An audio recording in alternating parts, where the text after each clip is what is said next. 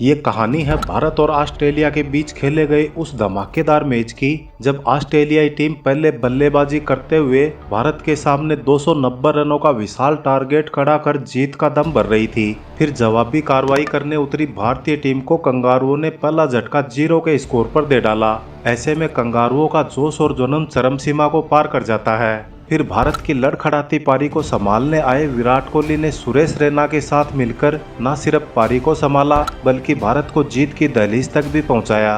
विराट ने अपने बल्ले से शौर्य दिखाते हुए 11 चौके और 1 छक्के की मदद से शानदार 118 रनों की पारी खेली और क्रीज पर उनके सारथी बनकर आए सुरेश रैना ने तो मैदान में तबाही मचाकर रख दी थी।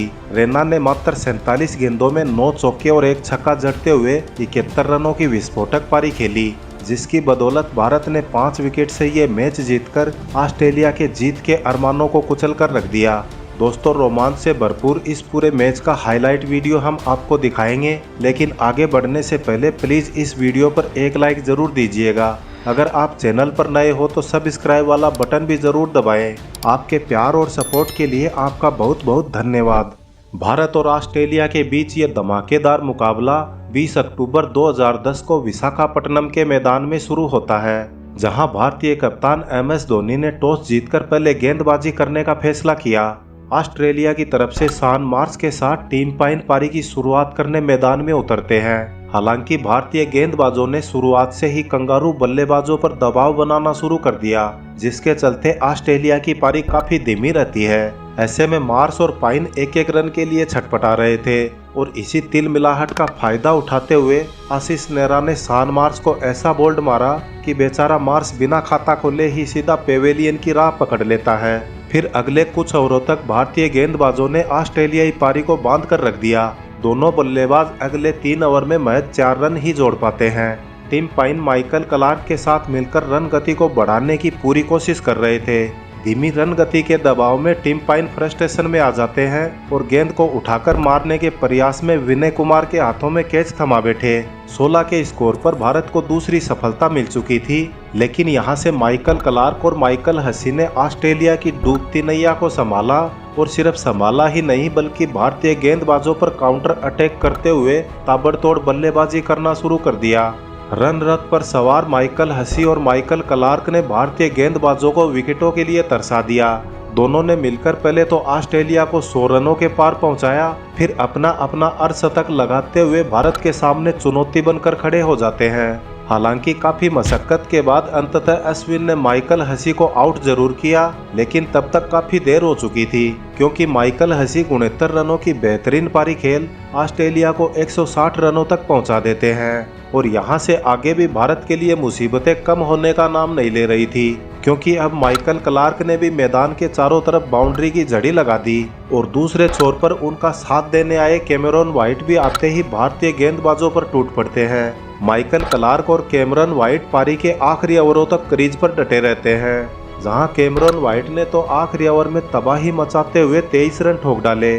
जहां एक छोर से माइकल क्लार्क ने 111 रनों की कप्तानी पारी खेली, तो वहीं कैमरन व्हाइट ने 49 गेंदों में 89 रन की ताबड़तोड़ पारी खेली, जिसके दम पर ऑस्ट्रेलिया ने निर्धारित 50 ओवर में 290 रनों का विशाल टारगेट भारत के सामने खड़ा कर दिया। 290 रनों का विशाल लक्ष्य और ऑस्ट्रेलिया जैसी टीम सामने हो तो यह मुकाबला किसी चुनौती से कम नहीं होने वाला था। फिर टीम इंडिया की जवाबी कार्रवाई शुरू होती है, जहां शिखर धवन के साथ मुरली विजय भारतीय पारी की शुरुआत करने मैदान में उतरते हैं। यहां टीम इंडिया के सामने बड़ा टारगेट था, इसलिए भारत को एक धमाकेदार शुरुआत की जरूरत थी, लेकिन पारी के पहले ही ओवर में करोड़ों भारतीयों की उम्मीदों पर पानी फिर जाता है, क्योंकि शिखर धवन पहले ही ओवर में बिना खाता खोले आउट हो जाते हैं। 0 के स्कोर पर ही भारत को पहला झटका लग जाता है। ऐसे में विराट कोहली और मुरली विजय भारत की लड़खड़ाती पारी को संभालने की पूरी कोशिश करते हैं।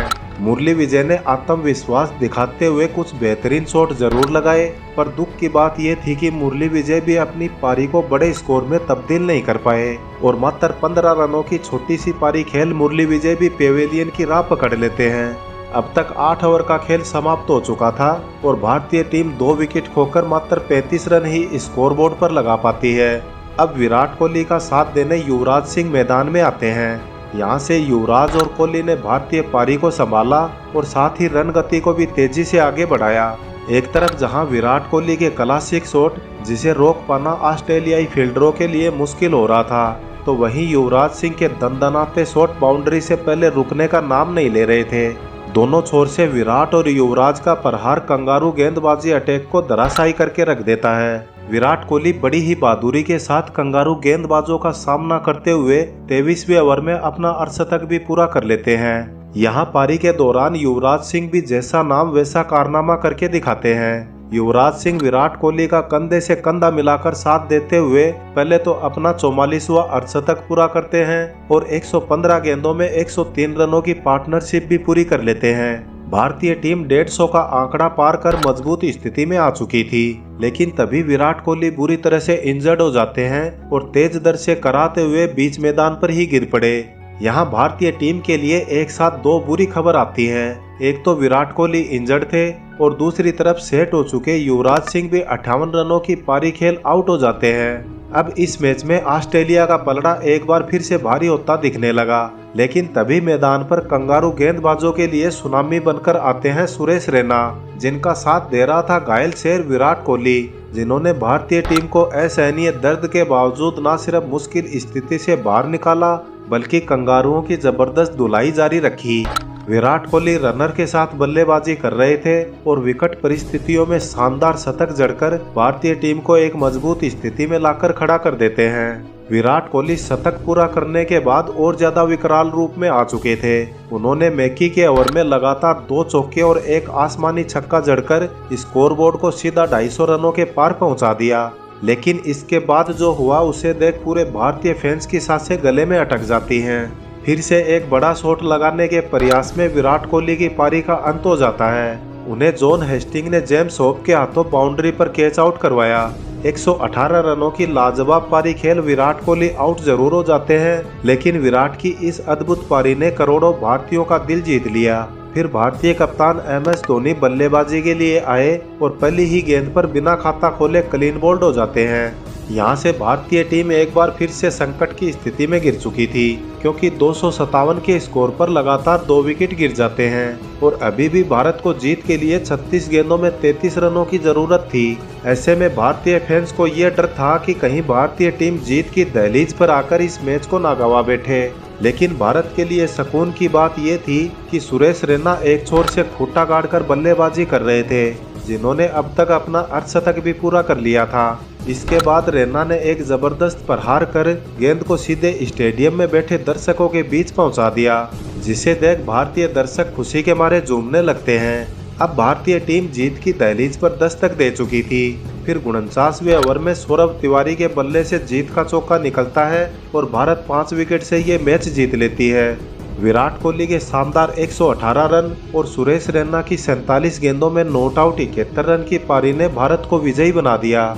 तो दोस्तों, टीम इंडिया की धमाकेदार जीत के नाम इस वीडियो पर एक लाइक जरूर दीजिएगा और आगे भी क्रिकेट की ऐसी ही ऐतिहासिक मैचों की वीडियो कहानी के लिए हमारे चैनल को सब्सक्राइब जरूर करें। फिर मिलते हैं अगले वीडियो में नई कहानी के साथ। जय हिंद, जय भारत।